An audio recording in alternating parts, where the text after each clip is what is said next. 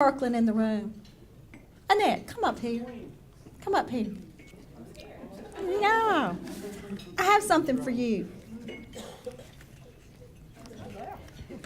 Annette is, this week too, she's almost a has-been like me. She's a president of the Vicksburg Rotary Club, and they did such a wonderful, had such a wonderful year. It's a great club over there. I so enjoyed visiting with her.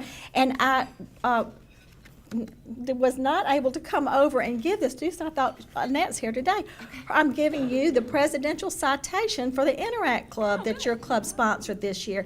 They did a great job. In fact, an Interact Club, for those of you who are not Rotarians, or for high school students, or they can be middle school, and it's just great. I won't go into all that, but Annette, it takes a lot of work, a lot of coordination, and that sort of thing. But Annette even called me this year, and she said, "Can we have more than one?" I said, "Oh my God, you can." I said, "You can have all you want." But you did get a presidential citation, and I thought I would take this opportunity to present that to you.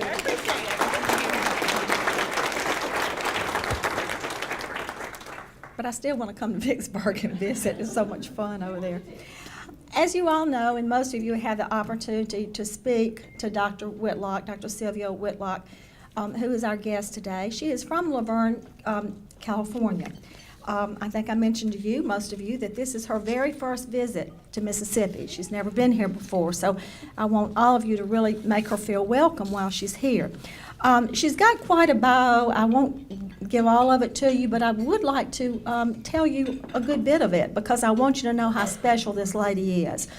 Dr. Whitlock did serve as the Rotary District Governor, District 5300, 2012-2013. But as a background, her education, she has an international baccalaureate from Cambridge University in England. She has a BA in psychology from Hunter College of the City University of New York. She has a master's in education from Cal Poly in Pomona, California. She has her PhD from Claremont Graduate School. For over 40 years, she had a career as a teacher, principal, and public school administrator. She also has a master's in marriage and family therapy. Any of y'all need some help with along those lines out there? I do sometimes. Mark, I'm going to set her up with you. The reason, really, the title that most of you probably would identify with is the fact that she was the first woman club, a Rotary Club president, female club president in Rotary International in the world. She's been a recipient of the Rotary Foundation District Service Award. She established an AIDS clinic in Jamaica. She has supported an orphanage in Mexico, water wells in Nigeria. She raised almost $90,000 for education for girls in India. And I believe, if I'm not mistaken, that was her governor's project when she was a governor. She has addressed more than 25 Rotary District conferences, institutes, zone institutes. She spoke at Rotary's 2013 International Assembly. She's a member of the board of Spanish Trails Girl Scout Council. She is chair of Pastoral Relations at the Council at the Trinity United Methodist Church. She has all kinds of accreditation in schools and works with the California State Department of Education. She was the NAACP's Woman of the Year. She won the 2013 Global Citizen Award from the United Nations Association. And this year, in 2016, she was a speaker at the Rotary International World Peace Conference. And that's just the icing on the cake, I can just tell you. She's an amazing lady. But, you know, that's kind of her bio. But to set the stage a little bit further, I'm going to ask Bill to show us a very brief, I think it's just a little 2 or 3 minute video, and it will tell you more of her story.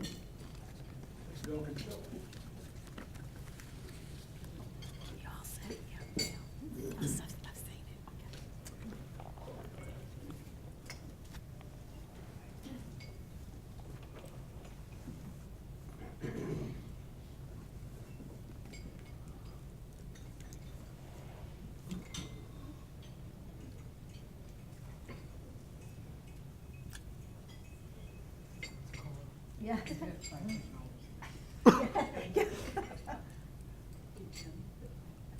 one of the sections of our governance training. Yeah.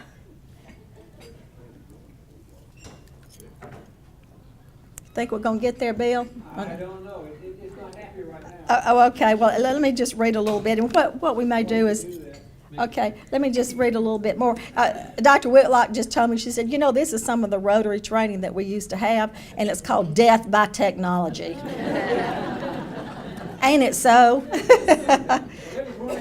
Yeah, we ran it this morning. We'll keep looking at it because it really is a phenomenal thing. But I will tell you that when Sylvia Whitlock had no intention of making history when she was invited to join the Rotary Club of Duarte, California, when she became the first female Rotary Club president in 1987 after the California Club's 11-year battle with Rotary International to admit women. She also became the symbol of women's equality to Rotarians all over the world. And Dr. Whitlock says of that experience, she says, I didn't do this. I was just there. But now I stand for something. The biggest job I have is to represent Rotary with integrity, and that she does, believe me. Let's try this for just a moment.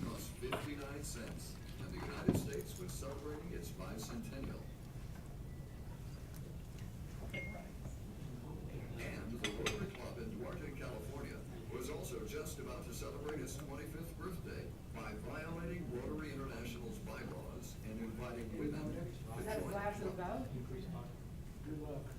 This brave move ultimately caused Duarte Rotary Club to lose its charter. Undeterred though, the club renamed itself the Ex-Rotary Club of Duarte, and its members continue on their quest not to be outcasts of one of the greatest humanitarian organizations in the world. Sylvia Whitlock was at the epicenter of the controversy. She and the club enlisted help from the American Civil Liberties Union, and together they took the case through the California court system. It took over a decade to achieve, but the landmark decision was given in May 1987, that decision allowing women to join Rotary. This is what the news Rotary clubs are all male, but apparently not for much longer. There's been a major ruling on sex discrimination from the Supreme Court. The justices decided that states may require Rotary clubs to admit women. The question now is how far this decision, which begins in Duarte, California, will reach. Her case is a study in how women of that era struggled still to attain equal rights. Sylvia's role in the process is both eye-opening and fascinating. Sylvia is the author of the book, Women Also Serve, an endearing narrative into the world and life of Rotary's first female Rotarian.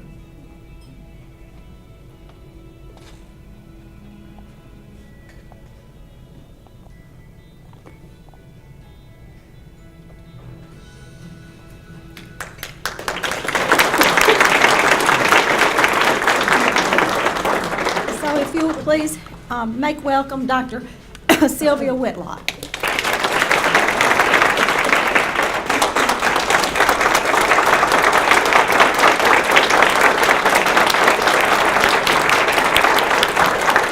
Thank you. My glasses get fogged up when you do that, so don't do that.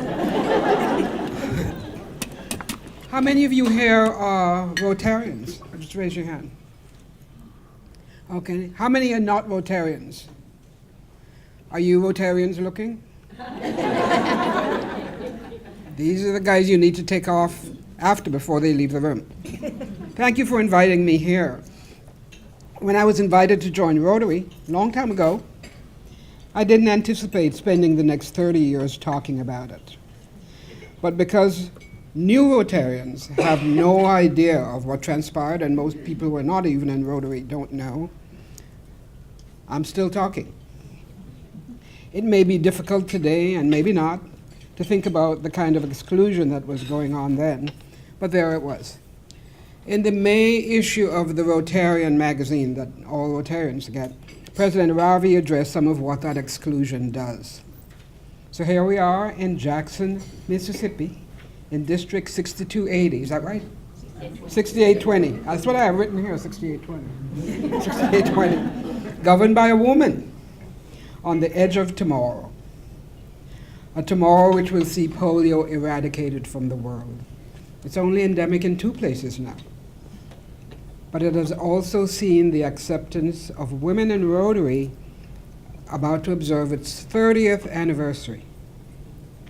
29 years and counting, depending on where you start. Supreme Court decision was 1987. The Council on Legislation was some years later.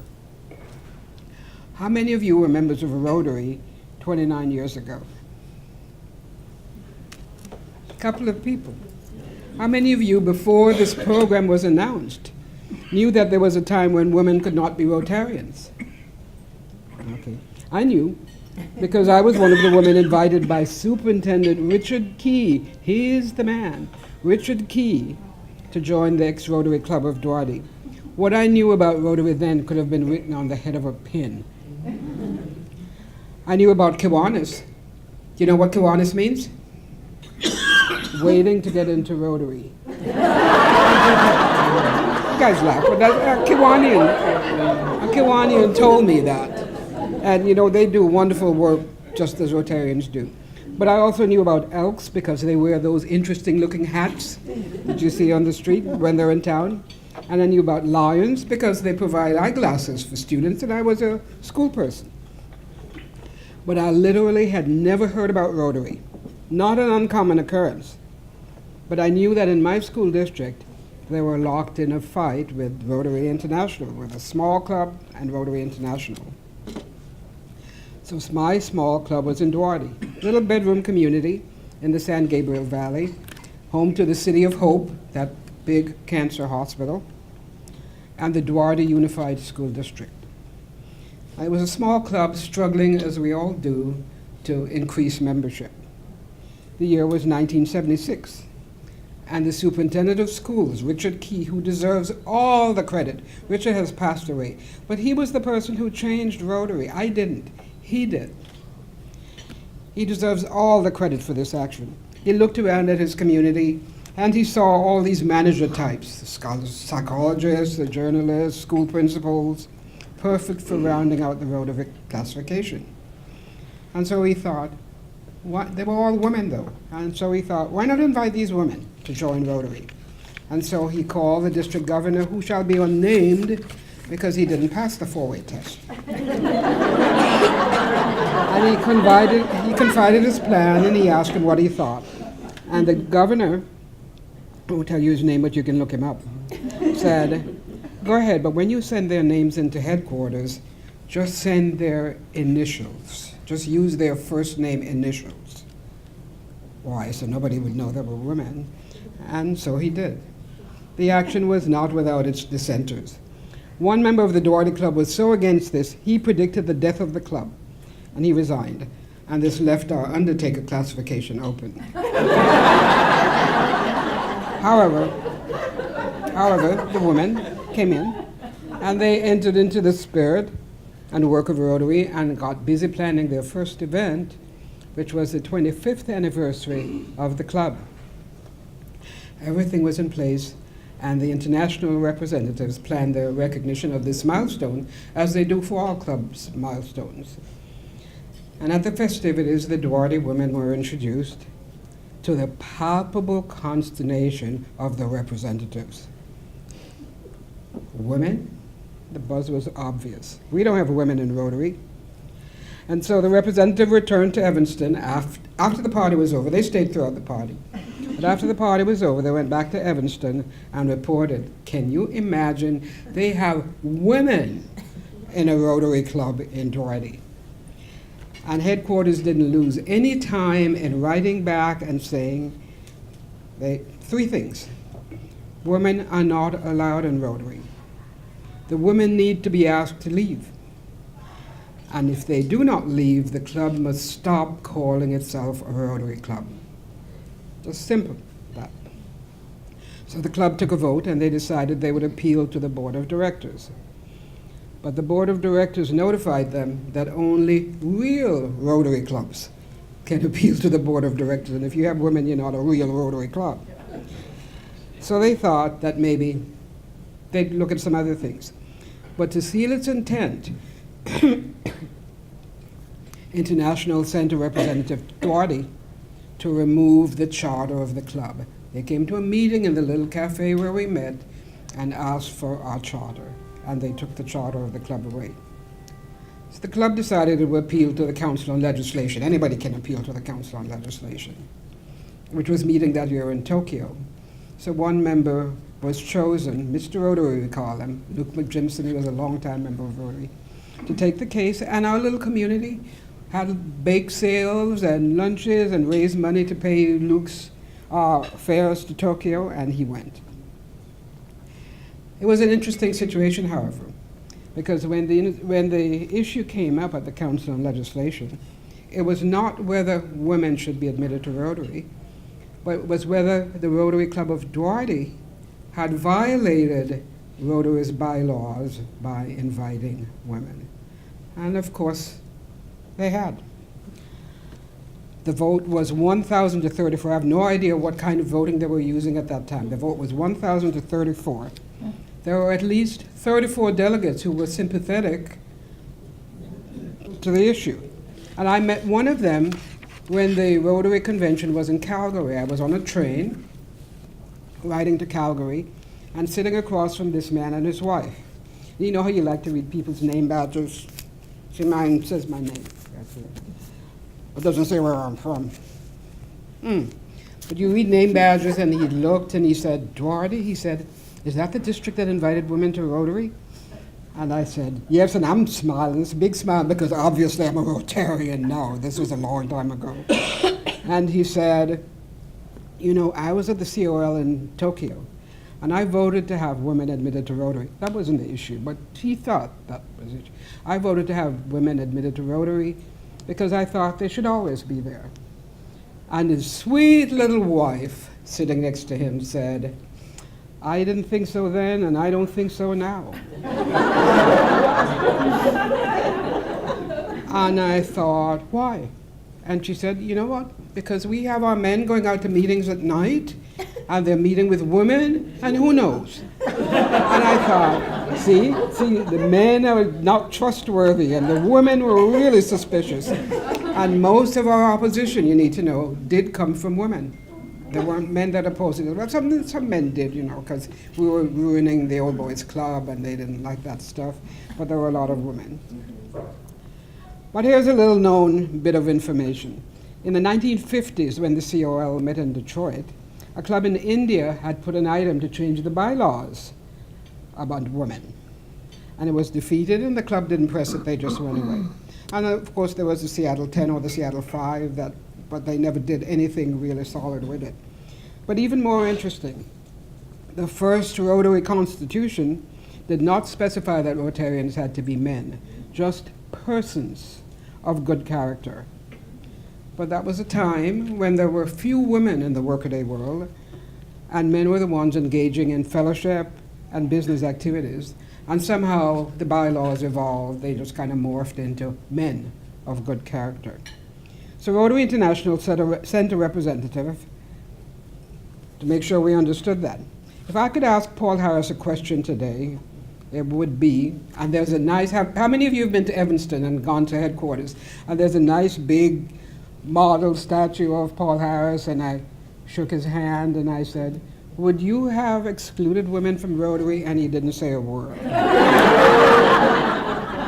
But Jack Davis, who was president of Rotary International at the time, said, the unity of Rotary International was jeopardized by the unilateral move of the Duarte Club. So we don't have a charter anymore, but we're continuing to meet as a Rotary. And one of our bright members suggested we just put an X over the Rotary icon and rename ourselves the Ex-Rotary Club of Duarte. And that's what we were. That's what we were for 11 years, the Ex-Rotary Club of Duarte. And this is the club into which I'd been invited. The difference in projects at that time were that we were involved in a lot of community projects, especially in the schools and in organizations like Cancer Survivors and so on and so forth. But we were not involved in international projects because we didn't have the blessing of Rotary. But an enterprising Rotarian from a neighboring club, an attorney named Sanford Smith, offered us help. He said, I think we can take this to the courts. None of us ever thought this was a serious issue. When you just kind of overlook the real thing, can't see them, well, it just seemed like a simple enough issue to us. Sanford said, we can take this to the courts. So, and as we prepared to take it to California courts, we gave notice to Rotary. Rotary petitioned that the case be heard in federal court because, as it said, not all members of the board of directors are Californians. They were looking for a way out. You see, there had been a precedent in federal court where a New York club had been seeking exclusionary rules for private club memberships. How many of you in the audience are attorneys? You're probably following this very carefully. My son is an attorney, and he says, Mom, make sure you say it in the right order, okay? Well, they had been seeking to have this moved to a federal court, and they ruled that it should be heard in a California court. So it was first heard by the California Superior Court, which upheld Rotary's right to expel the club.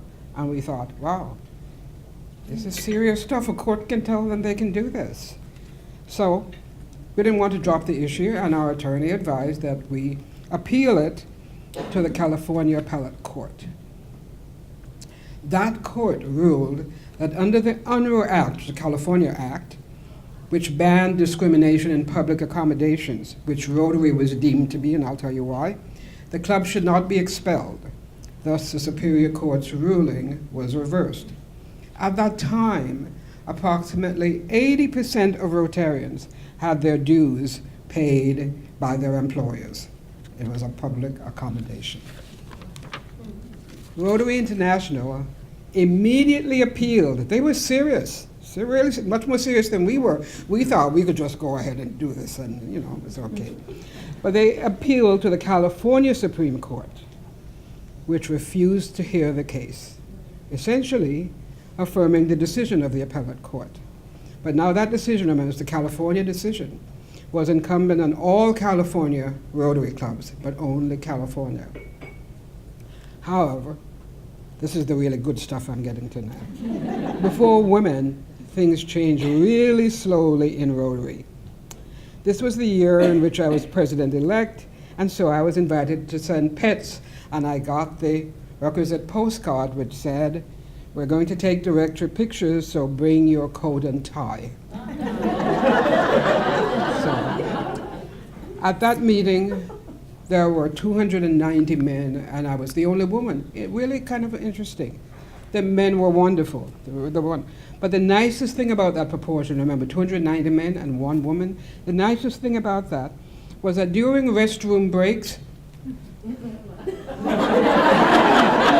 usually I don't have to finish that line because you can imagine.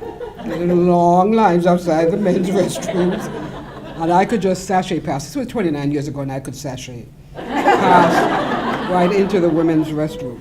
There was not even one female speaker, but most of the men were friendly and cordial and asked a lot of questions about our club and about what we were doing. At the section on Rotary International, if you've been to PETS, you know what that is, I heard our incoming governor discuss the case, it was John Fee, and tell us that Rotary International, this is what he said, Rotary International will appeal to the United States Supreme Court, and we have every reason to believe we will win. Well, I just about giggled into my tissue because I thought, the United States Supreme Court? We're not Roe versus Wade. We're not the Board of Education in Topeka. What is this? Women in a Service Club. And I still had no idea what we were doing, really. And he added, in direct reference to the size of our club, it's just the case of the mouse that roared. Well, I thought we were a little club. We were 15 members. So I was really kind of put out at that issue, and I thought, well, we'll fix him. He's in our district. We went back and we had new banners made, and they said, the Rotary Club of Duarte, the mouse that roared, on our banner. And we had a mouse pin made. I didn't wear it today. It's a little mouse with a Rotary icon on his back. There are only probably about 5 left. I have to see if I can get them to redo them. But because I was giving them away, left, right, and center, and I only have about 5 left. Anyhow, we were known as the mouse that roared. I never thought that in 1987 someone would be appealing a case about women's membership in a service club to the United States Supreme Court. And my private opinion, not a well-studied opinion, was that it was not important enough to be heard. But I did appeal, because as one of their attorneys so commonly put it, they're forcing us to take everyone in, just like a motel. An attorney said that. Okay? RI's argument was that the ruling violated their First Amendment rights of association. But on May the 4th, 1987, just 4 months after the Supreme Court took this, the court found that considering the size, purpose, selectivity, and exclusivity of Rotary's membership, the relationship among the club's members was not of the intimate or private variety which warrants First Amendment protection. This is a quote from the decision. Writing for the unanimous court, Sandra Day O'Connor did not vote because her husband was Rotarian and she wanted to go home.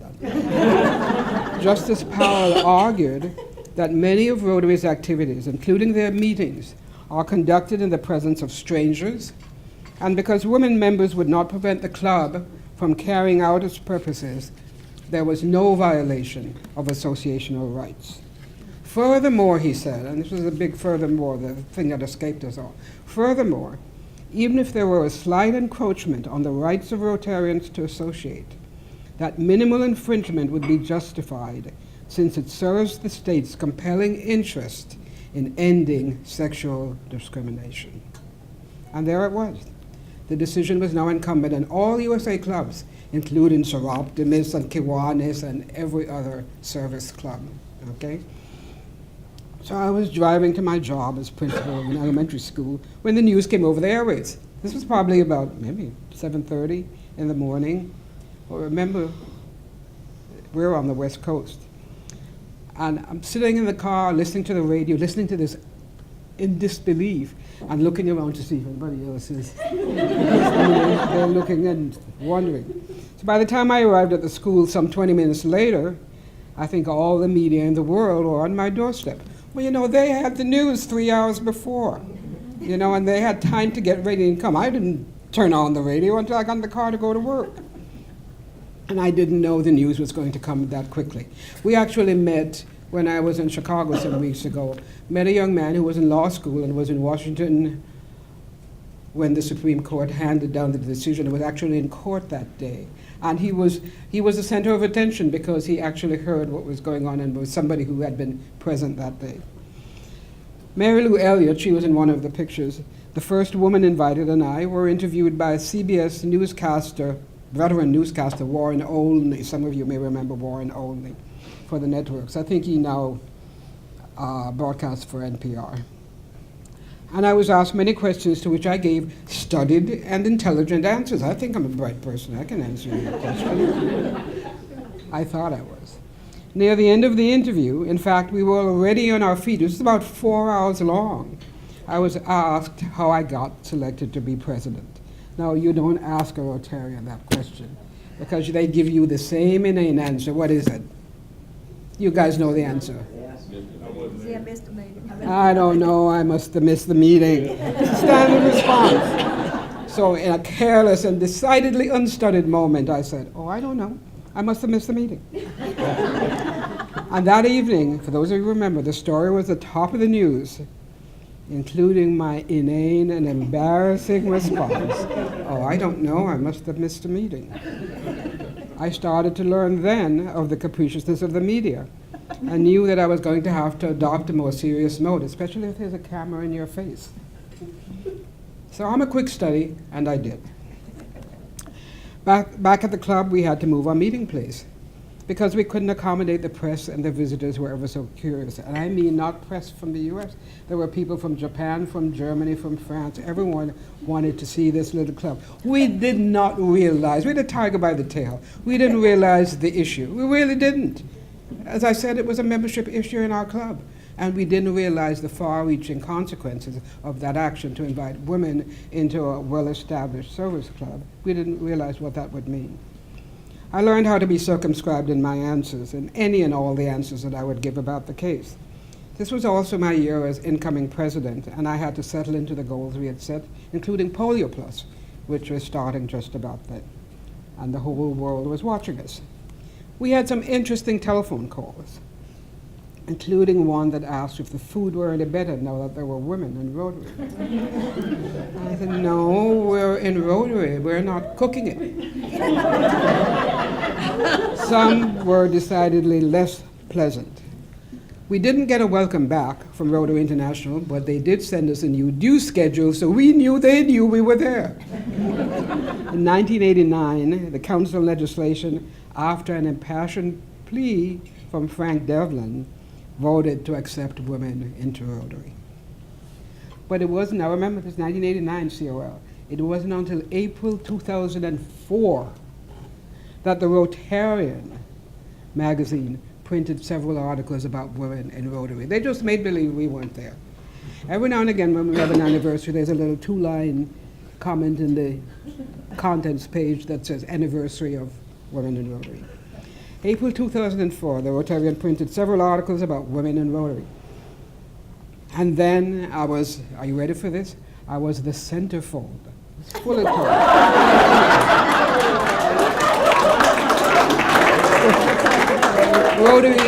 Rotary has removed, finally, the last vestiges of sexist language, so that now they profit most who serve the best, not he profits most. And even more, a new club may not be chartered unless its membership is open.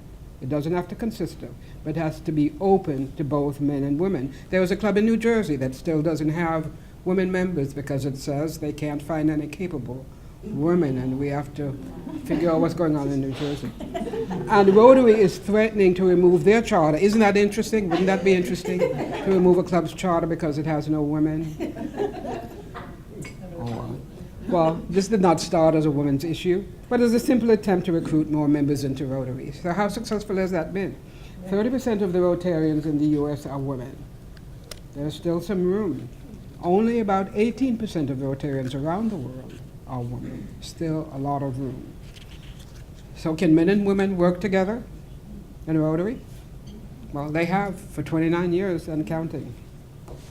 So that was the beginning of my journey, an exciting journey, nothing that I had bargained for when I was invited to join Rotary, but it was the beginning of my journey through the humanitarian organization that is Rotary. The realization of the opportunity, because I wanted to do that, to serve in an ever-shrinking world. The opportunity to meet men and women who can see and articulate a need and its solution, no matter how difficult the way or how meager the resources. Sam Green, who was an international membership chair, no longer with us, applauded the action of RI, as did RI President Maggi, who said, women serve alongside men in every segment of life, in construction, in medicine, in education. Why not in Rotary? I was in an incredibly fortunate place when all this happened, because it has brought such bounty in my life. I get to come to Mississippi. It never entered my brain that I would travel to Mississippi. And here I am, because she's very convincing. I've served my district in many positions, most recently as district governor.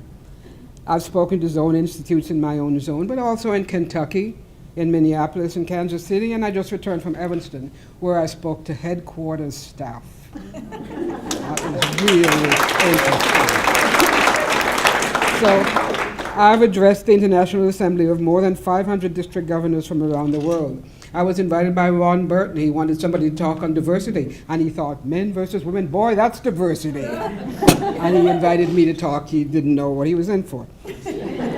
Anyhow, I've had the pleasure of talking to countless clubs here and overseas who are all fascinated by this story, and I've made up in many clubs in other countries. I talk to about 25 clubs a year. I hate to think how many I've talked to already. In fact, my first makeup internationally, the year after the Supreme Court decision, was in the Rotary Club of Clapham in London, where I was toasted on the same glass of champagne as the Queen. They had never seen a woman in a Rotary Club before and didn't know what to do with it. Never mind a woman Rotarian. So a few years ago, I participated in a NIDS campaign in India, And there is very little that compares with the feeling that through Rotary, you may have saved the life of that child into whose mouth you placed those inoculating drops and contributed to the eradication of a dread disease. When polio is eradicated, it will only have been the second disease in the world eradicated, the first being smallpox. First big, big issue. In India, I met Rotarians, many from the Rotary Club of Calcutta. Dr. Das knows some of them, to whom service above self is a creed by which they live daily. They give not just of their money, but of themselves. I could spend the rest of this afternoon telling you about some of the projects they're involved in, great projects. I had plans to go to Monrovia, Liberia, to help in the Rotoplas project. Have any of you done that? But ours was recently scratched, but it's on my list. It's on my bucket list. I have just now, and I mean just 2 months ago, returned from a trip to India, where I had workshops for teachers in Deepa Willingham School, Piali Learning Center, which is just outside Kokala.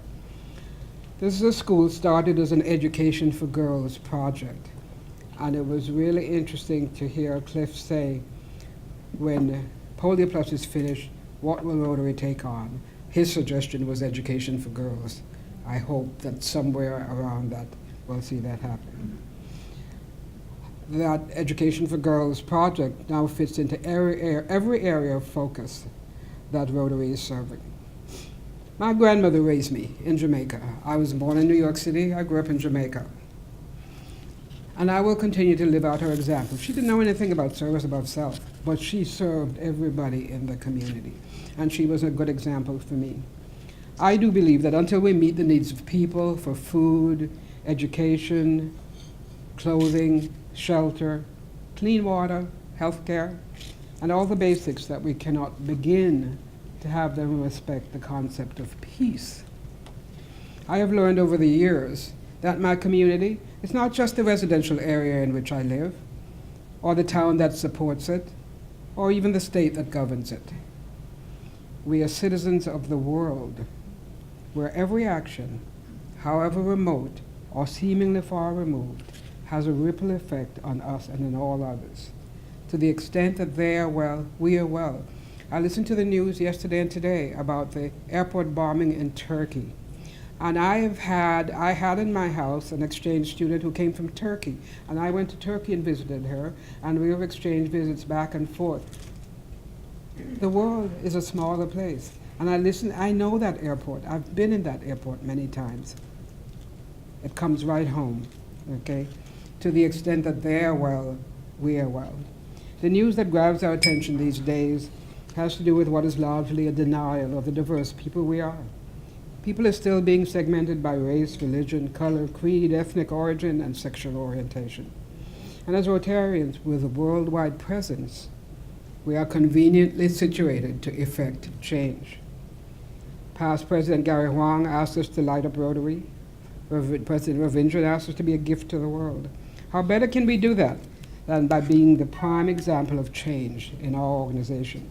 Look around in your own district and in your clubs and see what we can do to be more inclusive. We must spend a lot of time and energy supporting the Rotary Foundation, which reaches out to all in need and all who have the potential to alleviate need. Develop a routine for that support. It's easier than you think. We must tell our friends and acquaintances about Rotary. Rotary needs more members. Wear your pin all the time. Am I almost out of time? Am I almost out of time? Oh, you are. Okay. All right. I want to tell you this little story because I kind of like it. Wear your pin all the time. When I was attending a convention in New Orleans, there was a large group of microbiologists also meeting at the convention center. And our presence was advertised by the many banners, signs, and booths in the center. Each day, at least 4 or 5 times a day, somebody would say to me, "What is Rotary?" And I would give my elevator speech. You should all have one. Get an email address so you can put them in touch with your local Rotary. I do that all the time. I fly a lot, mostly on airplanes. And if you want to start a conversation, Drop your pin on the floor of the plane and then try to retrieve it. Well, unless you're a contortionist or a 2-year-old, it's an almost impossible task. So while you're struggling, your seatmate, if he's made of Rotarian stuff, will ask if he can help, while he wonders what could be so important. Well, there's your chance. Give him one of those little blue cards, little blue cards that says, "What is Rotary?" Give him one and take time to introduce him to this larger-than-life organization. Wear your pin all the time. When you go home and you get ready to go to bed, take it off your suit and pin it on your pajamas. When your mate looks at you in disbelief, tell him how important you think Rotary is. The next day, around the water cooler or the coffee machine, I bet they will tell that story. And someone just might ask, "So, just what is Rotary?" And a few more people will have heard about it. And if you're really diligent, you will gain some new members. There are a few of them in this room. I know that even as I work in my community trying to help those in need, I can probably find people, beneficiaries, people we work with, who would make good Rotarians and reach out to help others. It's okay to give them a fish, but teach them to fish and try to get them to fish along with us. 30 years ago, the time was right for women in Rotary. It was right long before that. There are still many who would love to join, but they have to be asked. The time is also right now for new generations, young people, to be invited to Rotary. They are our hope for tomorrow, with their new ideas, their new ways of connecting, and their energy and zeal. They have about as much energy as Barbara. Have you seen her? Many of the changes you see today from the last council legislation are things that new generations propose.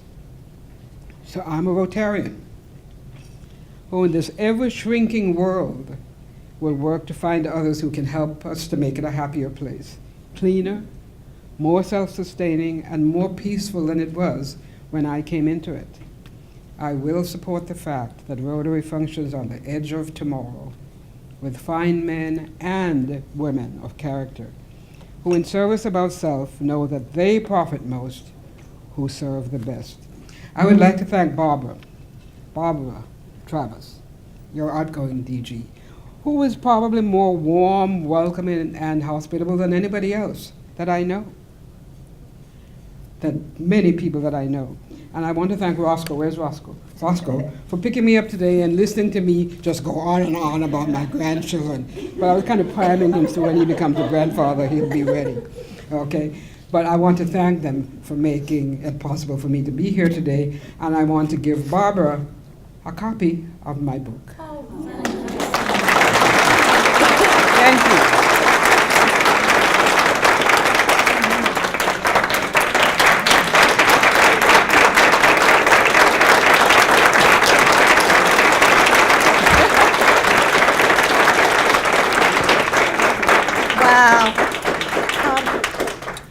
Dr. Whitlock, would you entertain a question if anyone does anyone have a question?